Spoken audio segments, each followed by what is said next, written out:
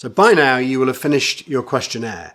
Typically what happens when people fill in this questionnaire is there are a number of different scenarios that come out typically. First one is you may have two high numbers and two much lower numbers.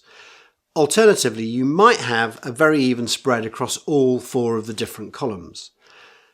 Or the third scenario might be you've got one very high number and everything else is very, very low. Now let me explain what those might mean. Typically, most people when they fill this questionnaire have two high numbers and two low numbers. And that just means that they have a predominant style and the other two are areas where they might have to work just a little bit harder in order to reach a good rapport with a person who is not like them but has higher scores in those two columns where you have a lower score. People who have an even spread across all four, that's easy. That just means that you're very flexible, that you don't have a dominant style. You might have a slight bias one way or the other, but pretty much all four of the personality styles, you find it very easy to build rapport with them and you can tiptoe into their world very, very readily. The third scenario where you have one very high column and all the other three are very low, well, that just means the higher your score in one column, the more acutely you are in that particular behavioural style. So if you are very high in one column and all the others are very low, that just means you're going to have to work a bit harder to try and build rapport, try and move into other people's worlds and the way they feel comfortable in order to build a better relationship with them. You have to forget about yourself a little bit and try to tiptoe towards them a bit more consciously. So what does it all mean? Well, the way this works, and this is a psychological test that's been around since about the 1960s, and it's been around for a long, long time and has been validated again and again and again. And the most important benchmark of whether or not it's true is, do you recognise yourself? Because you just filled in the questionnaire, so it should make sense to you when you start to have it explained. Basically what it does is it divides the world across two axes into four different types of people. There are people who look at the world from a task-orientated point of view. So for them, the most important thing is getting the job focus right, and they will put that first as their priority. Conversely, there are people who, yes, the task is important, but more important than the task is the relationship that's going on behind the task. So you have task-orientated people at the top, and you have relationship-orientated people at the bottom. They're not mutually exclusive. It just means that they are by degree. So you're slightly more inclined one way than you might be the other. The other way of looking at it is the other axis, where on the right-hand side, you have people who like to work fast. They like to work at speed and they want to get some pace behind what they're doing. Conversely, you get other people who are more deliberate, take more time, and are slower and more meditative in the way they arrive at taking action or making decisions. So you get fast or slow, and you get task-orientated or relationship-orientated. And across those two axes, you get the four different typologies, which we'll come and explain in just a minute.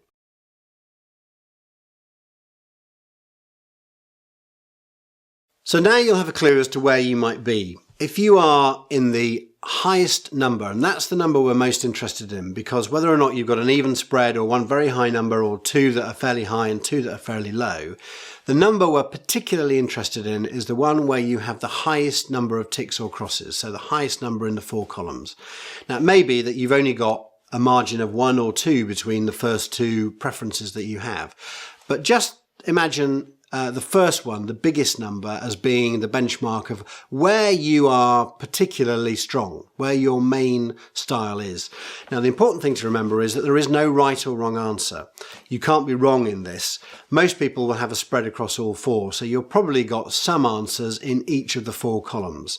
If you've got 0 in any of the columns, that just means you find people in that column a little bit more challenging to try and relate to them. But most of us can normally do something to come towards another type and it isn't too uncomfortable. But it's very good to understand where you're coming from. And that's why we're going to start with the highest number that you've got. So if you've got the highest number in column 1, that would put you in the bottom right-hand quadrant, which is a fast, relationship-orientated person. And the label that we give to those people is expressives. I'll come back and explain what all of these terms mean in a minute. But if you are highest number of ticks or crosses in column 2, then you are top right-hand quadrant, and that is a fast, task-orientated person. And the label that they're given is drivers. If you've got the highest number of ticks or crosses in column 3, then you are a slow, task-orientated person. And the label that's typically given to those people is Analyticals. Again, we'll come back and explain what all these mean. And then finally, the last column is the one which will put you in the bottom left-hand quadrant. And that is a slow, relationship-orientated person. And those people are known as amiables.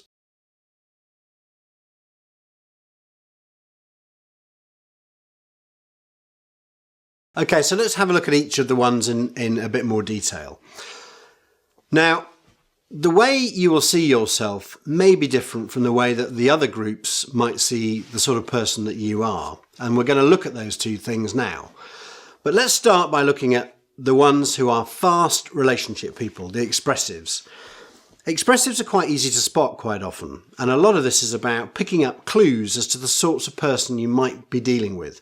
And the way people behave, the way they talk, the way they hold themselves, the way they dress, the way they express themselves, whether or not they give long, convoluted answers to very simple questions, or whether or not they give monosyllabic answers to questions, says a lot about who they are. And what you're trying to do is piece together the clues to try and work out, I think this person might be more like that and might be less like that. So they may be very fast the way they think, and they may therefore find people who are a bit slow and deliberate a little bit tedious, a little bit more difficult and challenging to deal with. Alternatively, they may be very, very people and they're not that interested in the task. And all you're trying to do is be a little bit like a detective. You're trying to piece together all the little clues, the way they sit, the way they talk about things, the way they're interested in certain things, maybe the way their eyes look, whether they look you in the eye or whether or not they just veer away when they're talking to you. Those are little clues as to the sort of person you might be dealing with. So an expressive is one of life's natural showmen or showwomen. They like the spotlight. They're very happy to be out there saying to the world what they believe, what they think. They're sharing their ideas. The thing about expressives is they really do like new ideas, novelty. They like and thrive on difference, new things. They enjoy creativity. They enjoy imagination. They like their ideas to run. What they don't like is negativity. They don't like people being very meticulous or very detailed about things. They find that really quite a turn-off. So what they react well to is excitement. The excitement of the new, the excitement of novelty, the excitement of ideas, the excitement of human interaction, because they are relationship-orientated people and they like to move at pace. And so if they're not getting that, they're being starved of it, what they tend to do is shut down and get bored very quickly. And I don't know if you remember doing chemistry at school, but if you do remember that, and you used to get a little Petri dish, you put a bit of water on a Petri dish and then a tiny little piece of potassium on top of it, what happens is you find it fizzes around and just boom, goes up in a big puff of smoke and white light. Expressives are a bit like human potassium. They are very, very volatile, and they are brilliant in a team for bringing in new thinking, innovative ways of doing things, and for creating excitement and energy around the place.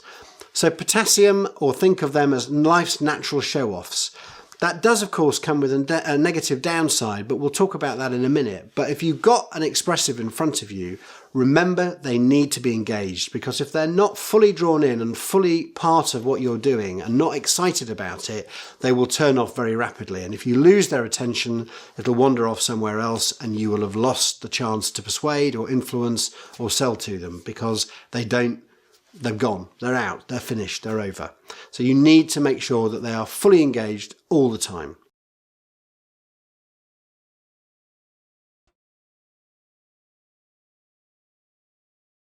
Right, let's look at the top right-hand quadrant, the second column. Those are the drivers. Now, drivers are fast orientated around task. So they are trying to get stuff done. And they believe that without them, nothing would ever happen. So drivers are a very, very important part of these four personality types, because they are the people that make things happen. And if you really want to annoy a driver, the thing you will do is prevaricate, just take your time over everything, slow the process down, because they are human Nike. We all know the phrase that Nike has, just do it. Well, if anything was ever true about a driver, it is they are all about just do it. They want to get stuff done, they want to make progress, they want to make progress fast. You can often spot them because they will talk very fast. They won't really be in listening mode. They're often in tell mode, because what they find important is to make progress, to get stuff sorted out. And there is a downside to being a driver, which is quite often they can come over as being a bit hectoring, a bit bullying, and a bit like a bull in a china shop.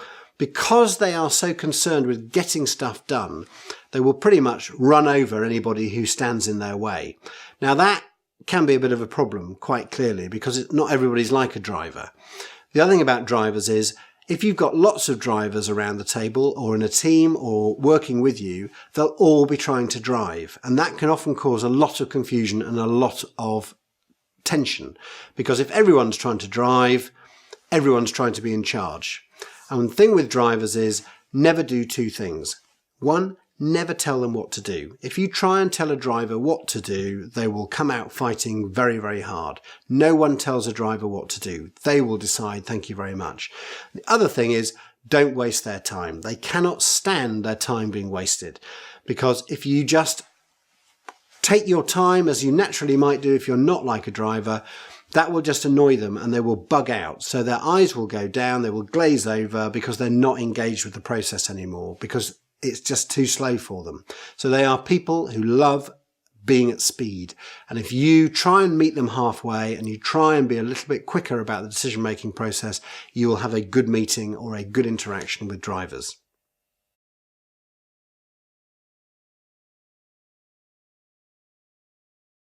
Okay, column number 3, the top left-hand quadrant, the people who are slow and more methodical, but task orientated. Now these people are called Analyticals, and I think the title really says it all. These people are very deliberative, and if the drivers are all about just do it, the Analyticals are about do it right. So for them, accuracy and precision are very, very, very important considerations. In fact, they're the most important consideration. So Analyticals are very, very helpful because they will ensure that you're not just doing things spontaneously or just on the spur of the moment. For them, being thoughtful and being methodical is incredibly important. So when you're in a meeting with an analytical, you need to make sure you've got your facts straight. Analyticals cannot abide imprecision or what sounds like you're just flying by the seat of your pants. They do not like stuff that's spontaneous or unthoughtful or doesn't make sense. And they will spot a typo at 1,000 meters. They cannot stand documents that haven't been properly laid out and don't have a logical agenda and are responsible with the time that's being used in the meeting. So analyticals are a very particular breed, and in order to make sure you get the best out of them, you need to slow down. You need to try not to force them into a decision, because if you try and force them into a decision and they haven't got enough evidence to show that it's the right thing to do, and they've never got enough evidence to show it's the right thing to do, but you've got to give them enough evidence to give them comfort, then you will lose them. And the important thing about analyticals is it's very important to give them space. You cannot try and bamboozle an analytical, because if you do, if you get in their space, if you try and hustle them, what will happen is they will just retract. They will just shut down and they won't be interested in continuing the dialogue. So if you're presenting to or seeking to persuade an analytical, get your facts straight, slow it down, document everything and document it with precision and accuracy.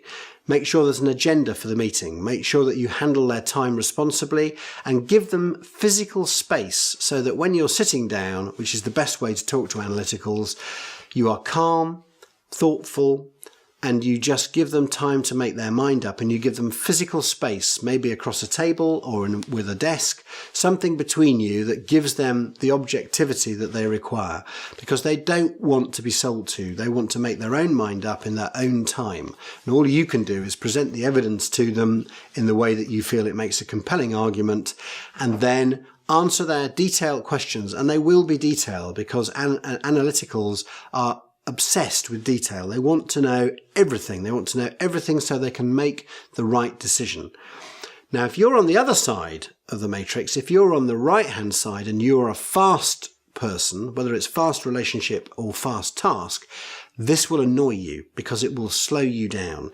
And you're just going to have to swallow it up, because if you try and go too fast for an analytical, all that will happen is they will shut down and you won't get the result that you're looking to get. So you need to slow it down and go at their pace. And if you do that, you may well get a bit frustrated, but you'll get a much better result.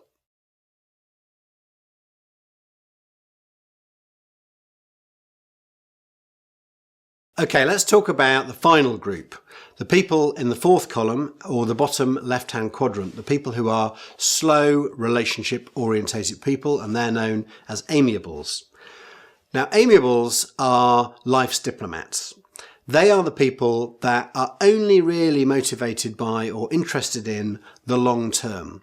And they are extremely good at building long-term relationships with other people.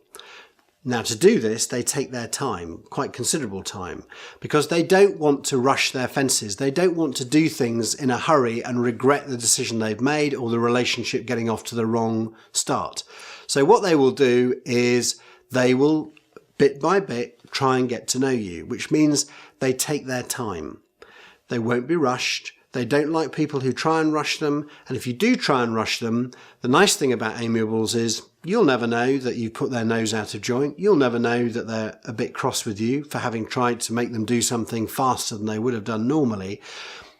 But watch out, because although amiables are probably the nicest of all of the four groups, they're also the most dangerous, because they have elephantine memories. So if you try and bamboozle them, or you try and cross them, or you try and get them to do something because it suits your time scale rather than theirs, they may well go along with it. But up here, they will notch it up, the fact that you didn't really do right by them. You didn't really give them the opportunity to do it in their own time. And one day, when you're trying to get them to help you with something else, and you've forgotten long ago what happened the last time, they haven't. Because what you did is you breached their trust. And if you breach the trust of an amiable, they'll never forgive you. So they might smile at you, but they will make sure that next time you try and bamboozle them or force them to do something they don't want to do, they will do their utmost to sabotage your efforts. So watch out, because although amiables smile, they're also smiling assassins. So watch out for them. You need to bring them with you, but you need to do it at a slower pace than you otherwise might. Those are the four different typologies.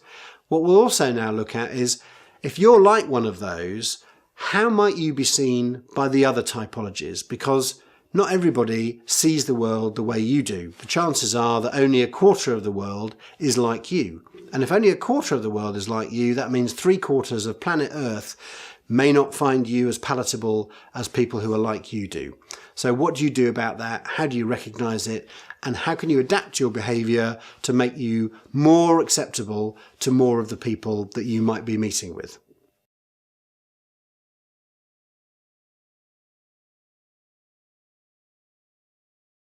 So now you know your typology, because you should have at least worked out you are one of the different four types. And that's good, because that's the best place to start with. What am I like, and therefore what sort of people do I get on with?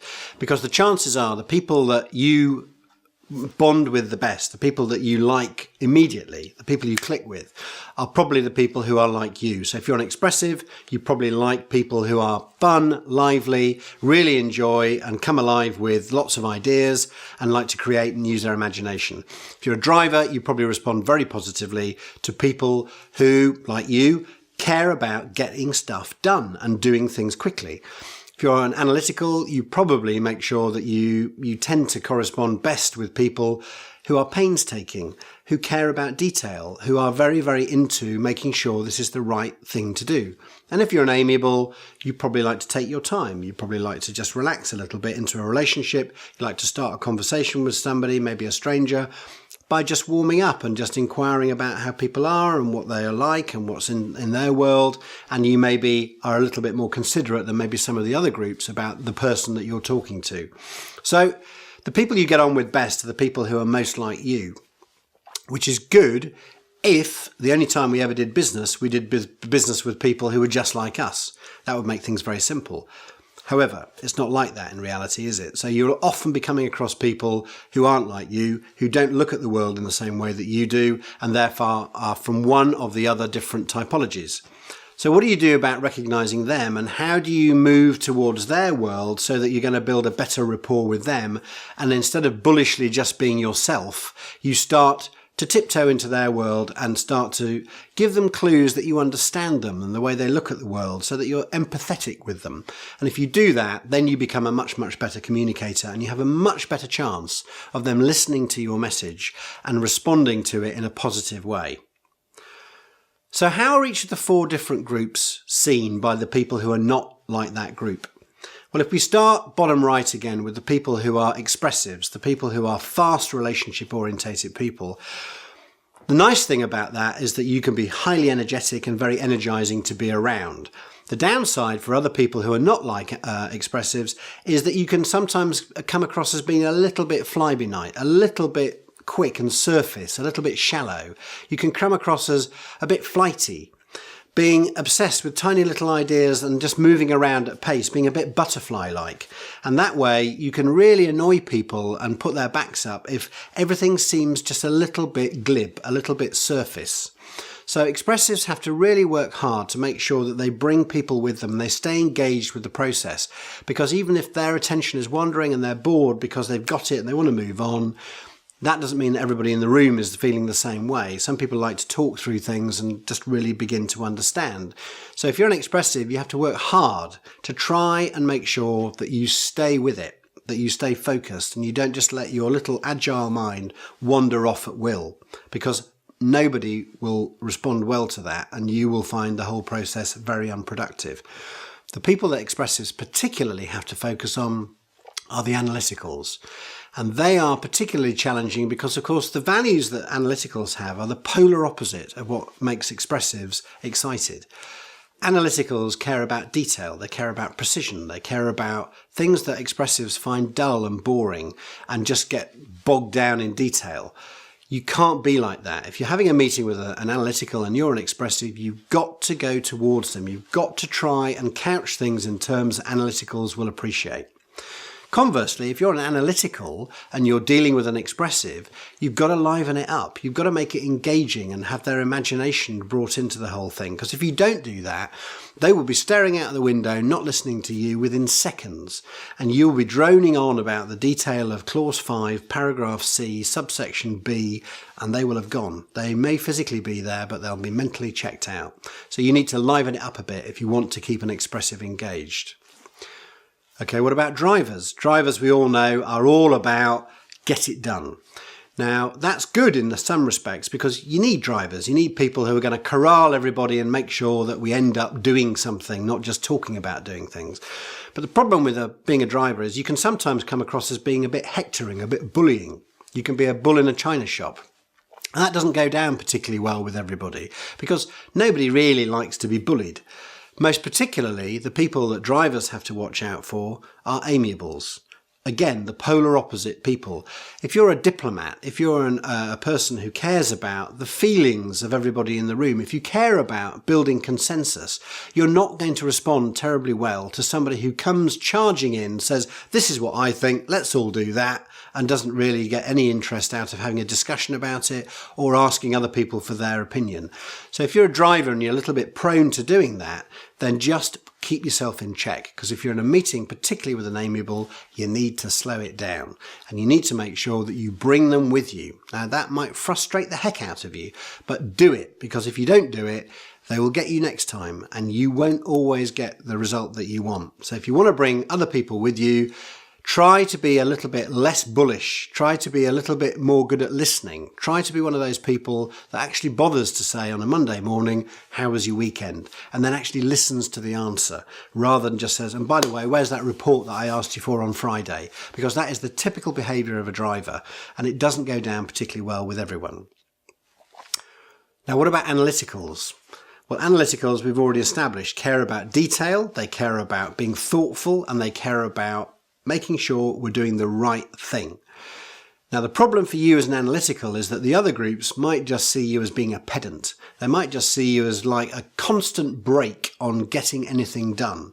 And if you're a very, very strong analytical, you might find that you're always trying to look for one more piece of evidence that this is the right thing to do. And it's often a charge that's laid at analyticals that they tend to live their life looking in the rear view mirror. They're always looking for precedent. They're always looking for, well, what worked last time? Which means that sometimes the imagination doesn't always get full vent. And of course, other groups like Expressives find that very frustrating. So analyticals, just be aware that yes, you're trying to do the right thing. Hopefully so are all the other groups, but you just need to make it a little bit lighter, a little bit, you've got to move on sometimes. So just try not to get everyone bogged down in too much detail, because if you do, that might be the right thing to do, but if you do it all the time, people will lose patience with you and they'll stop listening to you and you won't be able to make a good contribution to the meeting. And finally, our amiables. Well, amiables, yes, you are diplomats. Yes, you like consensus, but consensus takes time to build and not everyone's got that time. So even though you're acting out of the best motives, you're trying to do things that get a better result in the long term, sometimes you have to be pragmatic. Sometimes there just isn't time to do it that way. So just try and be conscious of the fact that 2 out of the other 3 groups that you're dealing with that may not be like you are on the fast side of the equation, which means you've got to speed it up, because if you don't, they will just leave you behind. They will run right over you and leave you in the dust.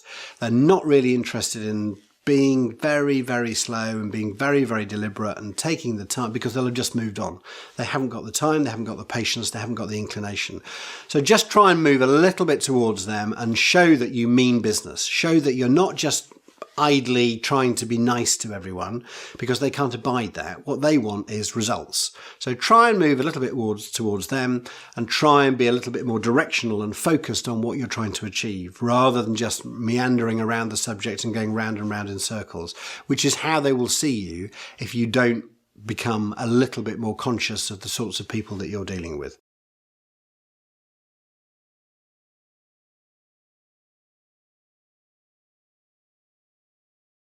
So we know what the 4 types are, we know what you're like, and we now know how you can be a little bit more empathetic when you're dealing with people who are not like you. Now, of course, the truth in business, particularly in formal presentations or where you might be making a presentation to a client or a prospect, you're normally going to be presenting to more than one person. And it may well be that you are presenting on your side with some of your colleagues or some of your friends. Now, if that's the case, the chances are you'll be dealing with all 4 types at any one time. But you need to try and understand that you need to try and hit all of the different 4 types so that somebody in your team corresponds and relates to one of the other types on the other side of the table, and that you aren't all trying to be all things to all people. Because quite often in business meetings, if you're presenting with your colleagues, you want to try and make sure that you represent all 4 of the typologies in the room. And that way, what you're doing is you are mitigating the risk of somebody on the other side of the table not liking you. Because just by being you, you might be annoying other people who are not like you. So what we always do is try and encourage people to go along and make a presentation as a team. And in that team, you need all 4 flavours represented. So you need a little bit of expressive, which is like the leaven. It's like the yeast in bread. It makes things come alive. It makes the theatre and it makes the thing actually feel vibrant and exciting. You need some analytical in there. You need to make sure that the judicious use of clever facts used well means that the argument you're making stacks up and can be underpinned by logical scrutiny. You need a bit of driver. You need somebody there who the client can look at and go, is this actually going to happen? Are you going to deliver this for me? And who can look them squarely in the face and they believe when they say, I will make this happen and it will happen by this date at this budget. Because people need to know that you can't just promise the earth, but it's going to be delivered. And finally, you need a little bit of amiable, because the amiable people are the ones who will keep this relationship fresh for longer than anybody else. Everybody wants to be able to look at somebody and say, can I trust you? Will you look after me? Will you make sure that my interests are safeguarded in your company? To which the answer for an amiable is absolutely. I will always act in your long-term interest because that is what motivates me as a person. So all 4 flavours in your presentation team will mean that you make sure you pretty much cater for all the people you could ever deal with who are listening to your pitch, or your sales presentation, or who you're just seeking to influence. So try to make sure that you cover all of those different bases. And keep alert to the fact that when you're presenting, you're not just transmitting information, you're also in receive, because the audience you're presenting to will be giving you lots and lots of unspoken as well as spoken information back. So you're looking for clues as to the sorts of people you might be dealing with at any one time. So what are the giveaways for an expressive?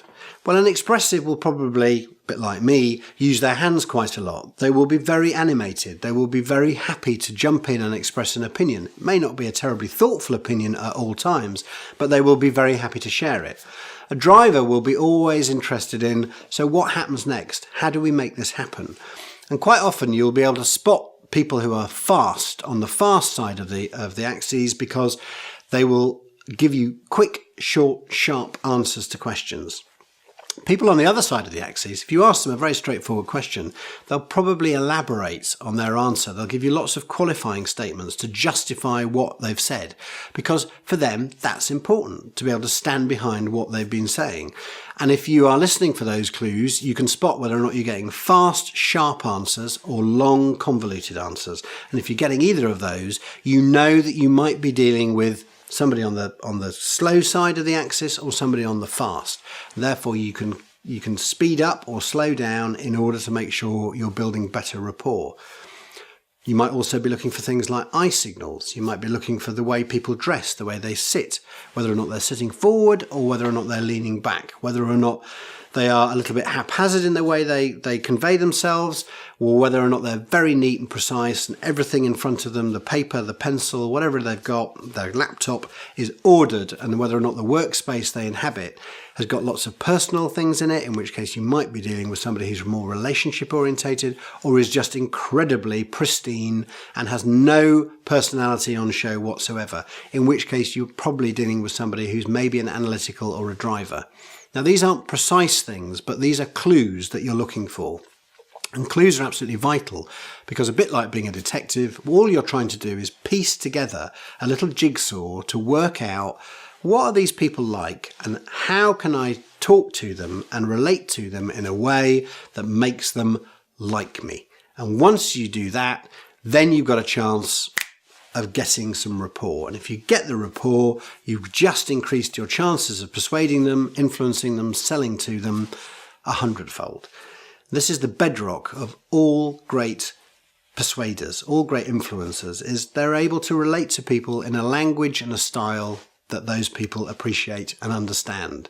And people who are bad at communicating, not very influential, are people who just boorishly go on the way they are, and if you don't like it, tough, because no one likes a bore.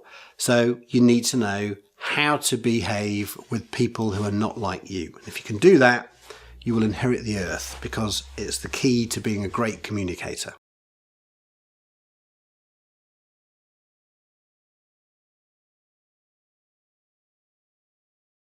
Okay, so we've got to the point where we know what you're like, and we know the dangers that you can be seen by other groups that are not like you, and how to flex your behaviour in order to get better rapport. But none of this means anything unless you can get the person on the other side of the table that you're seeking to influence or persuade or to sell to take action. Now, the quickest way to get people to take action at the end of your presentation, at the end of the meeting, is to use closing techniques. Now, closing techniques can scare people because they're often associated with being salespeople or being very salesy.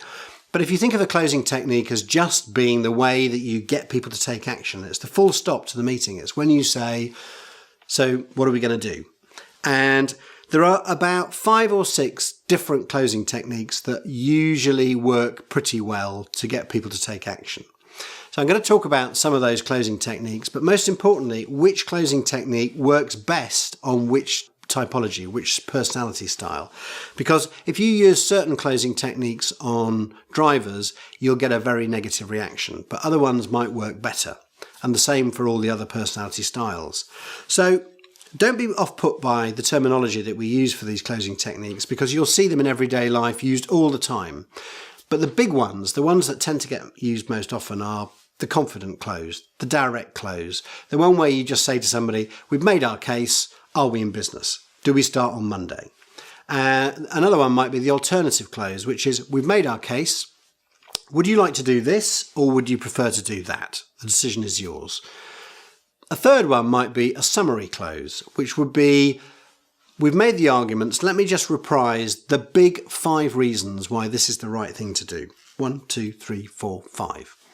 You might also go for a concession close, which is, look, we've told you what we think the right thing to do is, but it might be that you feel uncomfortable doing all of that in one go. So rather than trying to do everything at one go, why don't we just do a little bit of it and get started? And that way we can learn from the way we go on, and at least we've made a start. Another closing technique is the FUD technique, fear, uncertainty and doubt. And this is often a way that you will find plumbers, builders, quite often tradespeople, use to get you to do something. And it works basically by just making people understand that if we don't do this now, or if we do this not properly, if we do this incorrectly, the result is going to be bad, or you're going to miss the chance to do something that would have made a big difference to your business. So a FUD close, a fear, uncertainty and doubt one, plays on insecurity. And then the other one is the puppy dog close, which is just basically saying to people, help me out. We need to do something, so maybe we can do this together. So there are different types of close. Let me give you an example from everyday life. If you've had children or you've got children, you'll find that they use closing techniques like this all the time. So for an example was, you have a young child who wants to go to the park, they want to go and play on the swings. They will slip between all the different closing techniques very, very rapidly until they get the answer they want. So if you're sitting at home and it's a Saturday afternoon and your kids are dying to go to the park, they will try a confident direct close to start. And they will say, come on mum, come on dad, get your coat, we're going to the park. If that doesn't work, they'll go for the alternative one, which is, well, I'll tell you what, why don't we either go to the park or we can go to the sweet shop? The decision is yours.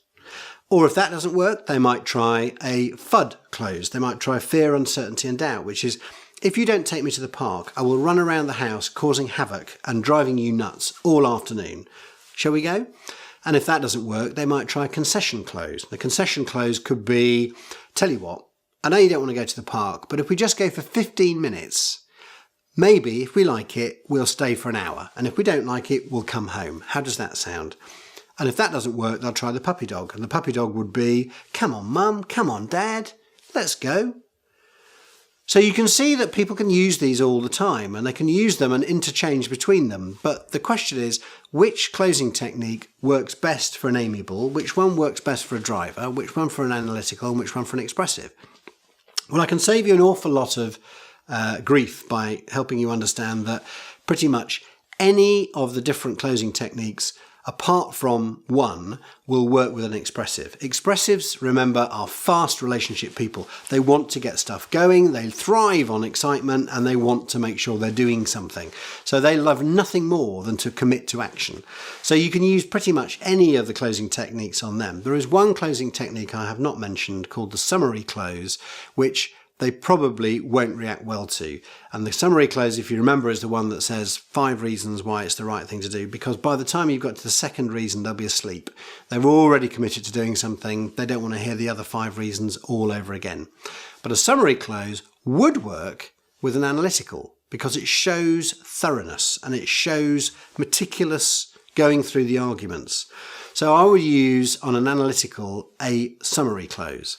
In terms of a FUD close, fear, uncertainty and doubt, I might also use that with an expressive, but I would never use that with a driver, because drivers, remember, do not like to be told to do anything. And if you try and put the scary side of them on, and if you try and make them frightened about doing something or not doing something, they will push back very hard because they'll recognize it for what it is, which is a ploy.